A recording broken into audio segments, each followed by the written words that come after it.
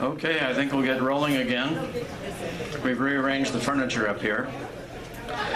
Next person up is a friend of mine from Omaha, Mike Catherwood, who I met probably 10 or 12 years ago at one of our Nebraska book fests. I think the one at Omaha Trade University. That one's been a few years back, hasn't it? At least like 2. That's my standard answer. It was more than 2 years ago. That's all I can think of. But we hit it off right away, and I've also been to Omaha a few times to hang around and write with those guys. They're not really vicious critics. No matter how they look, they're really not vicious. They're very kind, almost puppy dog-like, but I won't tell anyone if you won't tell anyone. Mike also has been busy for a number of years with Becky Faber, who happens to be here, doing some reading and some writing for our wonderful magazine from Hastings, Nebraska, from the college out there, Plainsongs magazine. And that's a labor of love. Great piece of work. Dwight Marsh is a friend of mine. I don't know how long it's been since I've seen him, but what a wonderful guy. He's just about as laid back as any middle Nebraskan can be, I suppose, and still function. I don't know about the function part right now. Other than that, Mike has a new book out. He had it out a couple of months ago, and we kept waiting around for the press to finally get Rich's book done so that we could have them both read at the same time and thereby save a lot of money on carpooling from Omaha. So that way, whomever is awake enough to drive here can drive, and then hopefully somebody will be awake enough to drive home. So that's our only introduction that we usually give. We let people read whatever they wish on the form and add a few unknown facts that we may not put out over the microphone. Other than that, I would like Mike to come up and take over so I don't fall apart up here. Mike Catherwood.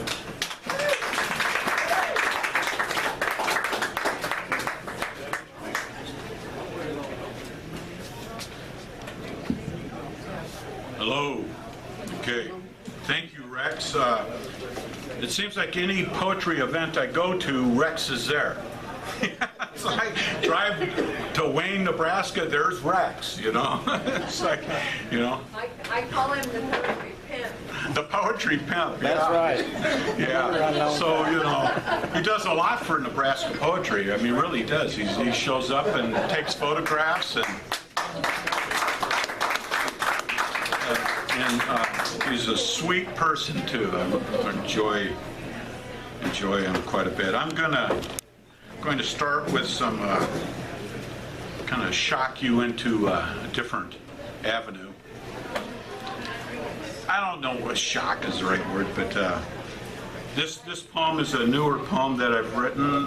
It's called "The Lazy Dude," Blue, a 12-pack of Falstaff, and Calhoun Road. So this is all true by the way. A couple things in the poem. Lazy Dude is a bar. Blue is a convict who recently is out of jail. And Pink is a friend of mine. So I'll give you a little background there. Pink shot pool in the back room while I played dollar poker at the bar. The Lazy Dude romanced a cowboy motif, horseshoe bar, saddle-shaped bar stools, Tom T. Hall, and Ernest Tubb on the jukebox. Drunk, bearded factory workers lit cigarettes of the baby doll and beehive hairdos. Smoke blurred the shapes of people and furniture. The bartender kept it dark for when the police arrived. Pink came up to the bar and asked if I had any money left. "I am now broke," I announced. "We," he shot back. "I think I can get Blue, the pool player, to buy a 6-pack of beer before last call." Right then, Blue threw a 20 on the bar. Falstaff, 12-pack. He looked me over. "I'm Cat." His face glowed red from drink. He said, "I know a spot on Calhoun Road where troopers won't bother us and we can smoke some kind, twisted shit." So we walked out to Blue's rusted Chevy Nova with fat rear tires. The hood was missing. I thought, shit. Pink laughed under his breath. He crawled back in the back seat, leaving me the front. Instead of carpet, plywood covered the floor on the passenger side, and I could see concrete as Blue ground the gears out of the lot. We pulled the tabs on our beers, and off we headed for the back roads. We soon hit gravel while Blue talked in streaks. I'm Blue, just out of the state pen, sentenced 5 to 10, got out in 7 for good behavior, caught selling speed to some biker chicks who were goddamn cops. Tattoos covered his arms, even had them on his face, all blue with age. He punctuated his anger, slamming the shifter. He told us about the high lift cams he just put in his 396. Sorry.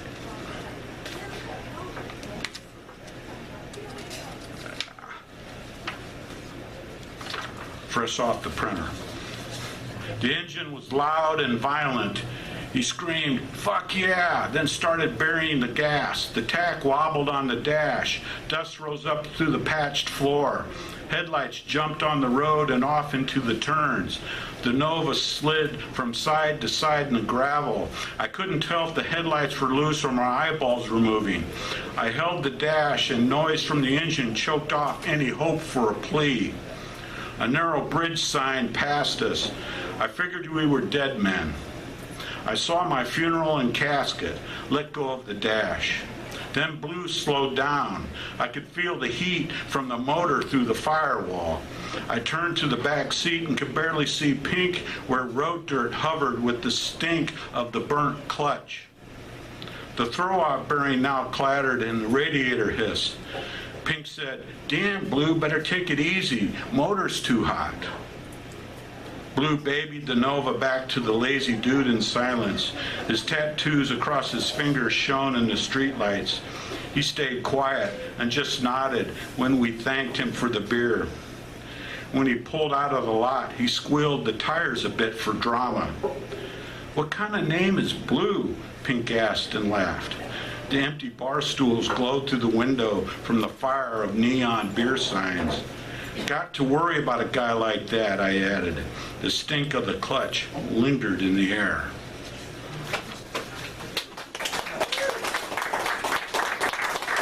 Thank you.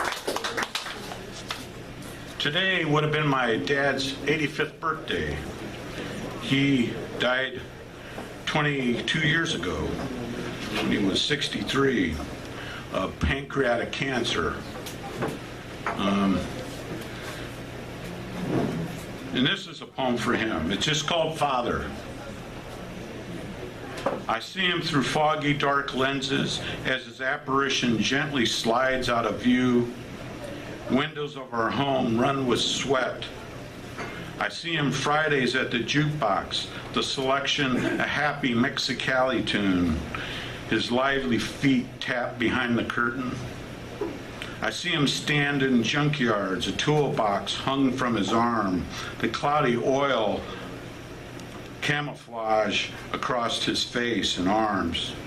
I see him in x-rays of my pancreas, in the small lumpy protest that rises and falls like a whale's exposed flank. I see him in clear, unforgiving light, reflected in the sunset, where his red flashes of anger suddenly soften and curl into a blush.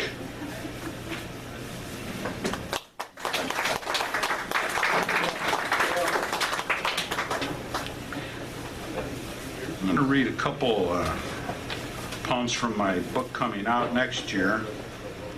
This one is the title of the collection. It's called Projector. The 59 Dodge is parked in a driveway where its tail fins stab the air, mirrors gray with gravel roads. Here our lives are, jumpy and crooked against the stucco. Dad's practice swing, a slow shadow that folds across a burned-out lawn. 8 months pregnant, Mom springs from the Ford Fairlane wagon, embarrassed. Close-up. Her bright lipstick disappears into the house. There's the old garage before it collapsed, its hinged doors cockeyed and wide open. The stucco is in chunks under the window where a rusted push mower points to the fence. The film cuts to Aunt Ethel in her mid-40s, the palm of her hand dramatic for the camera. Now the picture pans by the cherry tree, then across the same peonies that still madly bloom each May. Great-grandmother Yankovic squints and stares into the noon light. No smile, her arms folded, her Easter hat spun in satin and glitter. Then the film turns white and blinding.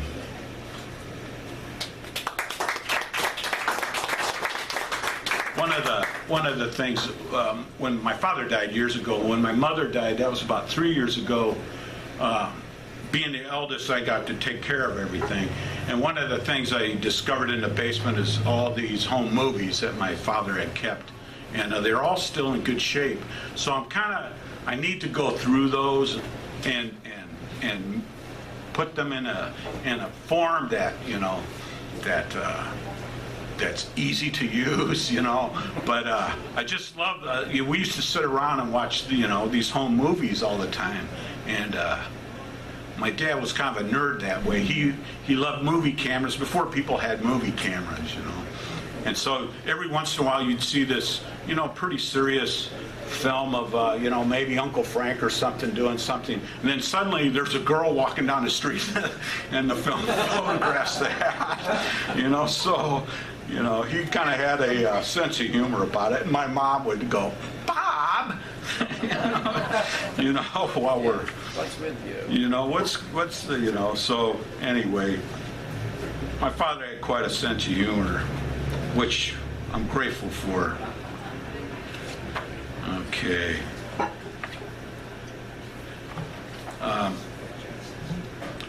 Here's a poem called The Motorcyclist.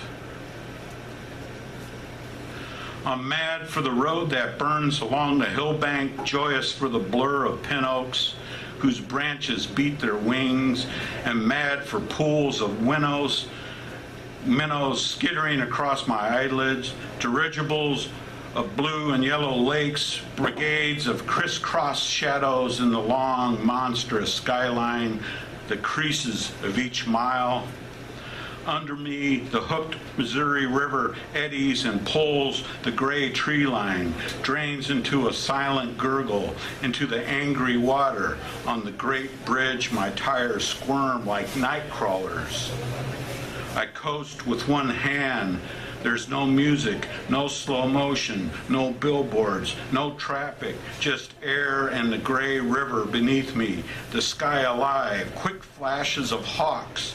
In the silent future held out before me, the vanishing point, the road reaching in, the road.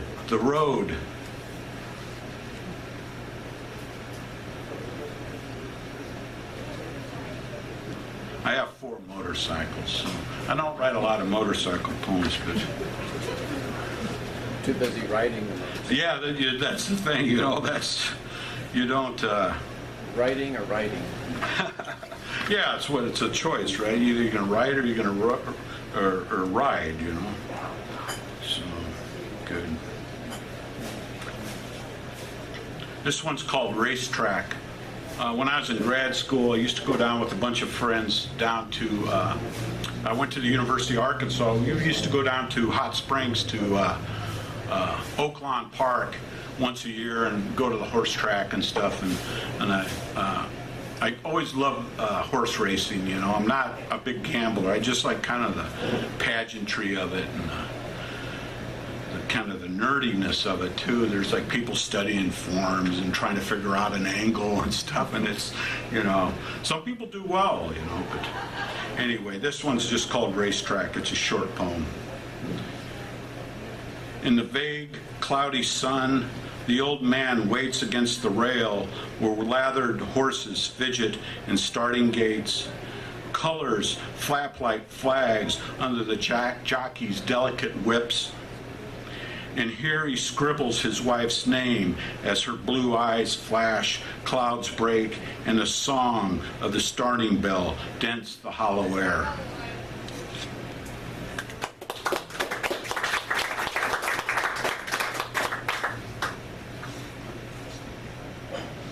This one is, I'm always kind of intrigued by the idea of infinity and how it can bend. You know, the idea that, you know, eventually a straight line will bend given enough time, which is kind of bizarre to think about, but anyway, that's kind of the inspiration for this poem. Catching the Bending Light in Burwell, Nebraska. The dirt is a hollow devil that twists into a cloud, pulls down the lean sky where mile after mile lines fall into the blue earth, gold strokes against a blue abstraction. One man stands in his field, the thorns of his life in his granite hands, his steps long into the day. All this sky, he thinks, all this dust, my days are this equation. My life is geometry and reaches into time, runs out alone to the kiss and promise of a bent line.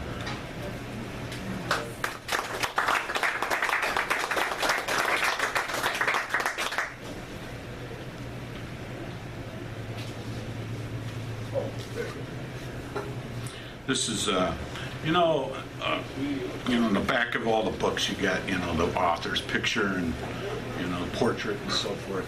They're not as dramatic as they used to be, but, this poem kind of pokes fun at those, and from the 40s and 50s, the author portraits on the back of books, and they all look so, poetic, artsy, yeah. It's kind of intimidating, actually, It's all very serious stuff, and I guess it is, right? I mean, poetry's serious stuff, but, it's like, geez, back off. Anyway, this one's just called Dust Jacket Portraits. In those old photographs, they all look so smug, cigs dangling from their pampered hands, the black and white sheen slick with promise, serious smirks across endless luminosity, hidden in those colossal brains. Auden, Keyes, even Lowell looks quite confident. Berryman's shaking hand out of shot. The pick of HD makes me nervous. Images burning like coal under her eyelids. Oh, the seriousness of it all. No doubt we could not carry their cast-offs, the poems marked up and shoved into shoeboxes, buried in the east along the muddy banks. Those pages running out across oceans where all the secret fires are hidden.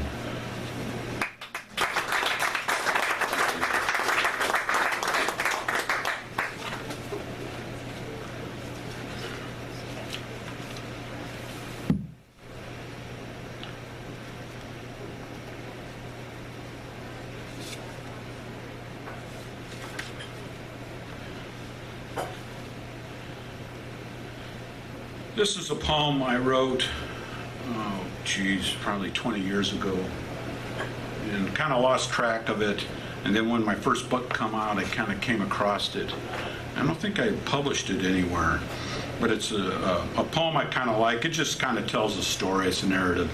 A poem about $50. Harry sits on his bed in the Chieftain Hotel in Denver as he along the window frame, the sky knits grays and whites.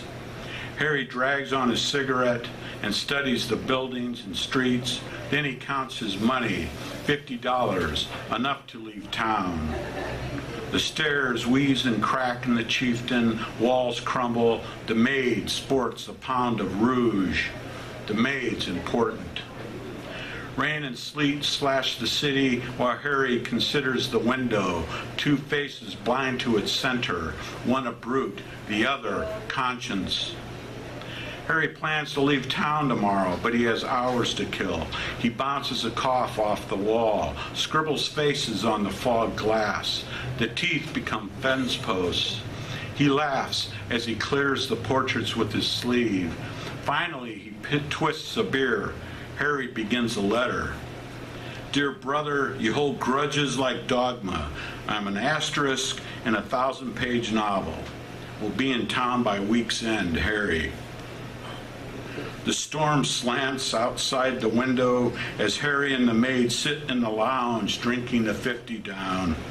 Harry wishes he hadn't sent the letter. Later, the stairs are torture.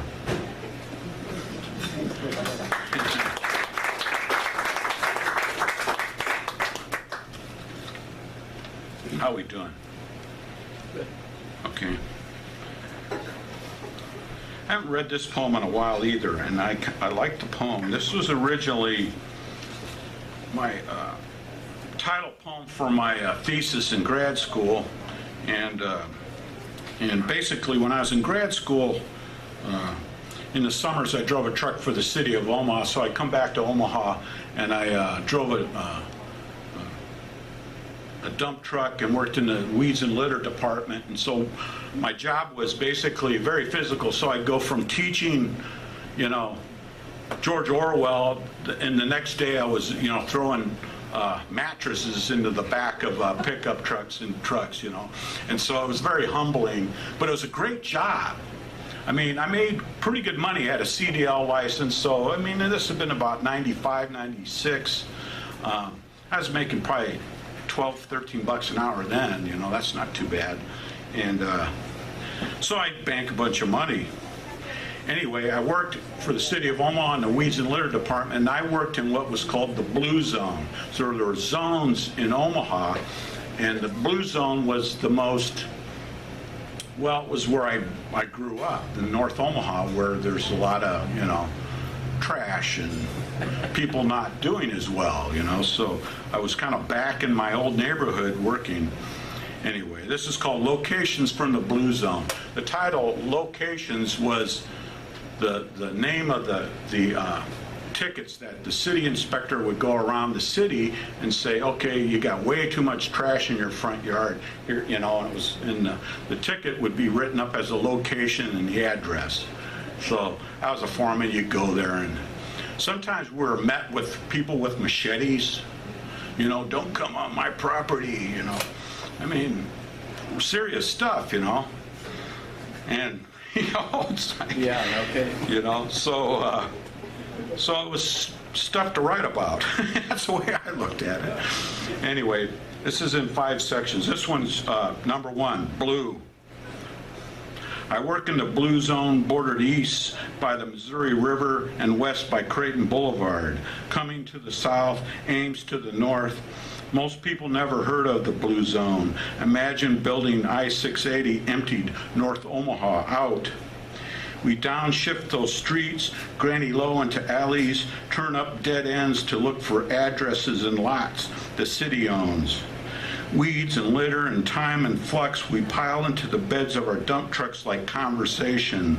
Work lots filled with piss mattresses, shredded paper and couches, bottles and shirts, panties and rubbers, an occasional baby shoe.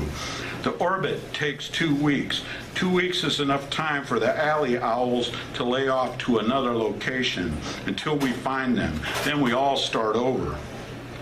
These neighborhoods spread slowly apart like storm clouds. 2, white. Siding, skin warped and melted like wax down the east face of 3310 Lake Street, where next door a fire juggled color like a furnace. News Team 7 shot footage of the homeowner standing, shaking her head. Even the houses cry here. 3, red.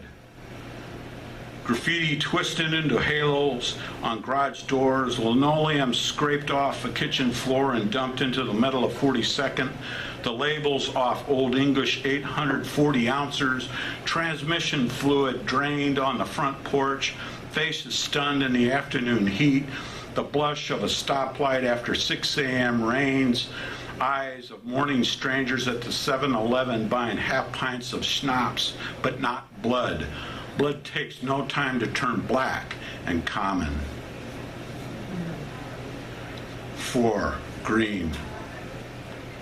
Green rolls along the boulevards of Fontenelle and Dundee, beyond 35th Avenue, overlook into the less hills of Mondame, Iowa, glows deep in the pin oaks fronting Pershing Drive, peppers the drunk lawns of Florence, speckles the shingles dumped, piled on a front lawn on Burdette, muscles into the bare patches in the blue zone, shines in the beer bottles slapped into hands of old and young men at 8 a.m. in front of Daly's package.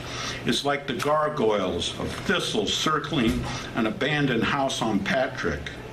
Down long shafts of alley, behind the stiff litany of streets, Laird, Lake, Paxton, Bedford, Heimbaugh, Locust, Caldwell. Green empties into the gray, quiet swirl of Missouri, stains my pant legs, and will not scrub out.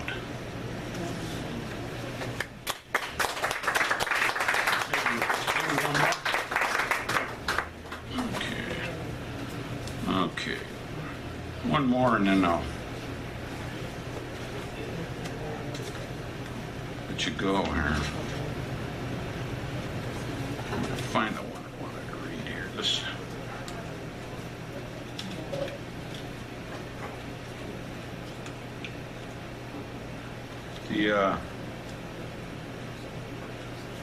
My printer's acting up today, and so I've had a little trouble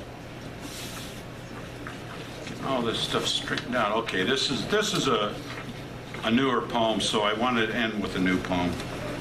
This one's pretty short. It's self-explanatory. It's just called The Subject. Both I see dead. Mark then on a gurney in the hospital. Pat sitting on his living room floor, TV on, his chemo pack pulsing. I could have done better. Could have looked out for my younger brothers more. We all took defiance seriously, so we laughed at death, expected, courted it, a gift Dad gave us, along with excess. We are in the park, climbing pine trees, the sticky balm on our hands, its scent in the air. We ascend with grace, grip tightly the branches, always moving up to light.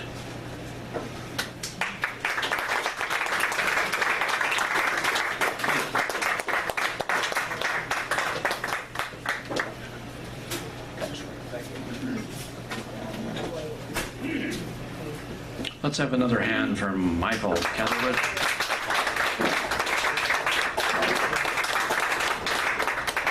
We'll take a short break in here. That'll give you a chance to visit, meet some people, maybe look at the menu. They've got some great food here and a few coffee drinks, as you would imagine. So, if you don't know somebody sitting across from you, introduce yourself. That's always fun to do. We'll be back in about 10 minutes with Rich.